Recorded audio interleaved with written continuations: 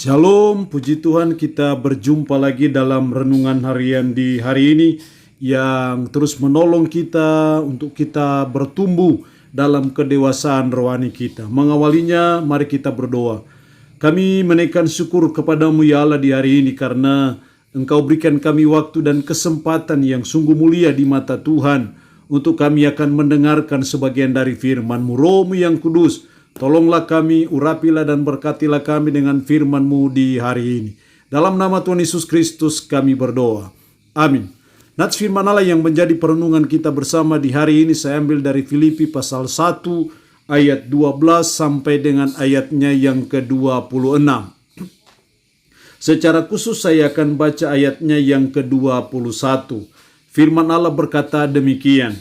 Karena bagiku hidup adalah Kristus dan mati adalah keuntungan. Demikian firman Allah hari ini yang mengajar kita, menasihati kita.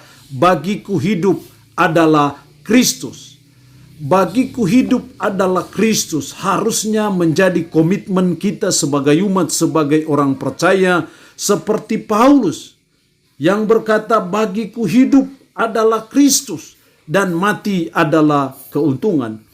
Sebagai umat yang sudah ditebus dengan darah yang mahal di Bukit Golgota, maka sudah sepatutnya dan selayaknya untuk kita berprinsip seperti Paulus, bagiku hidup adalah Kristus.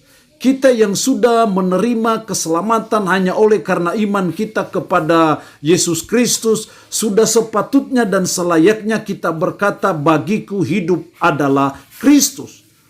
Kita sudah menerima keselamatan yang cuma-cuma yang diberikan oleh Sang Juru Selamat hanya karena iman kita kepada Kristus, maka itu berarti tidaklah keterlaluan dan tidaklah berlebihan kalau kita akan berkata seperti Paulus, bagiku hidup adalah Kristus.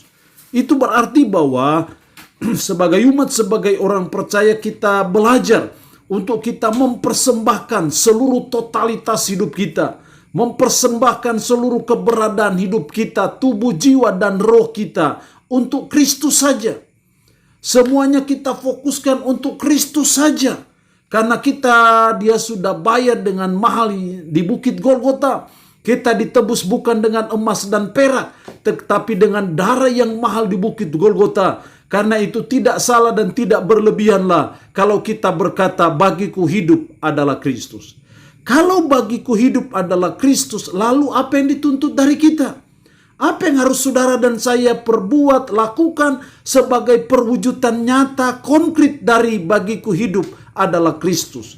Yang pertama dalam ayatnya yang ke-15 sampai 17, ayat 15, ada orang yang memberitakan Kristus karena dengki dan perselisihan. Tetapi ada pula yang memberitakannya dengan maksud baik. Mereka ini memberitakan Kristus karena kasih, sebab mereka tahu bahwa aku ada di sini untuk membela Injil. Jadi yang pertama yang dituntut dari kita kalau bagiku hidup adalah Kristus, maka yang pertama kita harus memberitakan Kristus. Kalau hidup kita adalah Kristus, kalau hidup ini kita persembahkan untuk Kristus, maka yang dituntut adalah mari kita memberitakan Kristus karena kasih. Bukan karena benci, bukan karena dendam, bukan karena ada maksud-maksud tertentu, tapi karena kasih. Kasih Kristus yang sudah lebih dahulu kita alami, makanya itu yang mendorong dan memotivasi kita untuk memberitakan Kristus. Dengan perkataan kita, dengan kata-kata kita. Seperti Paulus, sekalipun dia dimasukkan dalam penjara, tapi semua orang yang ada di penjara tahu bahwa dia masuk penjara bukan karena melakukan suatu kejahatan, tapi karena Injil Kristus. Sehingga semua orang mendengar Injil Kristus di dalam penjara oleh karena Paulus. Kenapa dia mau memberitakan Kristus? Karena bagi Paulus hidup adalah Kristus. Jadi hal yang pertama yang dituntut dari kita, kalau kita mau bagiku hidup adalah Kristus, maka kita harus memberitakan Kristus.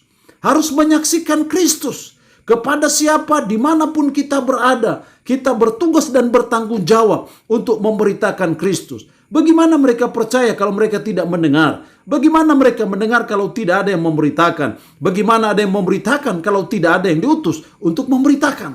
Menjadi tugas dan tanggung jawab kita untuk memberitakan Kristus kepada orang lain. Yang kedua, kalau bagiku hidup adalah Kristus, maka yang kedua yang dituntut dari kita ayat 20, Sebab yang sangat kurindukan dan kuharapkan ialah bahwa aku dalam segala hal tidak akan beroleh malu, melainkan seperti sedia kala demikian pun sekarang Kristus dengan nyata dimuliakan di dalam tubuhku, baik oleh hidupku maupun oleh matiku. Kristus dengan nyata dimuliakan. Hal yang kedua, kalau bagiku hidup adalah Kristus, seperti Paulus, yang kedua adalah kita harus memuliakan Kristus. Perkataan kita, mulut kita, kelakuan kita, kita selalu belajar supaya itu memuliakan Kristus, jangan mempermalukan Kristus. Semua kehidupan kita, keluarga kita, pelayanan kita, usaha kita, bisnis kita, tugas dan tanggung jawab, apapun juga yang dipercayakan Tuhan kepada kita, kita terus belajar. Dan kita terus berusaha supaya Kristus dimuliakan. Jangan sampai Kristus dipermalukan oleh karena cara kita bekerja, oleh karena sifat kita, oleh karena kelakuan kita, oleh karena karakter kita. Tetapi biarlah melalui semua kehidupan kita, Kristus dimuliakan seperti Paulus. Kristus dimuliakan sekalipun dia ada dalam penjara. Karena bagi Paulus, hidup adalah Kristus. Jadi hal yang kedua, kalau bagiku hidup adalah Kristus, kita harus memuliakan Kristus. Bibir mulut kita memuliakan Kristus, tapi juga kelakuan kita juga, pekerjaan kita, pelayanan kita juga harus memuliakan Kristus, jangan mempermalukan Kristus. Yang ketiga, ayat 22. Tetapi jika aku harus hidup di dunia ini, itu berarti bagiku bekerja memberi buah. Jadi mana yang harus kupilih, aku tidak tahu. Yang ketiga bagiku hidup adalah Kristus. Yang ketiga adalah kita harus menghasilkan buah bagi Kristus.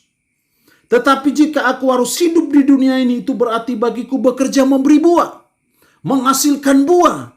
Itulah yang dilakukan oleh Paulus. Karena bagi dia hidup adalah Kristus, maka dia menghasilkan buah bagi Kristus. Hendaknya pelayanan kita, hendaknya pekerjaan kita, hendaknya tugas dan tanggung jawab yang dipercayakan Kristus kepada saudara dan saya, hendaknya menghasilkan buah-buah bagi Kristus. Firman Allah berkata, kapak sudah tersedia pada akar pohon, dan setiap pohon yang tidak menghasilkan buah yang baik pasti ditebang. Kalau kita tidak menghasilkan buah-buah yang baik, akan ditebang. Karena percuma. Tapi saya percaya ketika kita menghasilkan buah-buah yang baik, buah-buah yang lebat bagi Kristus, maka itu wujud nyata bahwa bagiku hidup adalah Kristus. Jadi kalau hidup kita adalah Kristus, hidup kita dipersembahkan untuk Kristus, hidup ini untuk kepentingan Kristus, maka kita terus belajar dan berusaha untuk menghasilkan buah-buah yang baik dalam kehidupan kita, sehingga itu kita persembahkan bagi Kristus saja. Allah yang punya firman ini memberkati kita dengan firman-Nya di hari ini. Amin. Mari kita berdoa. Bapa, kami bersyukur untuk firman-Mu di hari ini yang mengingatkan kami, menasihati kami. Bagiku hidup adalah Kristus. Tolonglah kami ya Tuhan, supaya kami berkomitmen seperti Paulus. Bagiku hidup adalah Kristus. Hidup kami persembahkan untuk Kristus yang sudah menebus kami dengan darah yang mahal di Bukit Golgota. Karena itu tolong kami supaya kami mau memberitakan Kristus. Tolong kami supaya kami mau memuliakan Kristus. Tolonglah kami supaya kami mau menghasilkan buah bagi Kristus saja. Tanamkan dan meteraikan firman dalam hati dan pikiran kami. Dan sanggupkan kami untuk bisa menjalani hidup ini sesuai dan berpadanan dengan firman-Mu. Berkat Tuhan bagi umat-Mu yang boleh mendengarkan renungan harian di hari ini. Umat-Mu yang dalam keadaan sakit, hamba berdoa dalam nama Yesus. Tuhan lawat, Tuhan jamah, dan Tuhan beri kesembuhan dari sakit penyakit yang diderita. Terpuji-pujilah nama-Mu ya Tuhan. Dalam nama Tuhan Yesus Kristus kami berdoa. Amin. Shalom. Tuhan Yesus memberkati kita semua.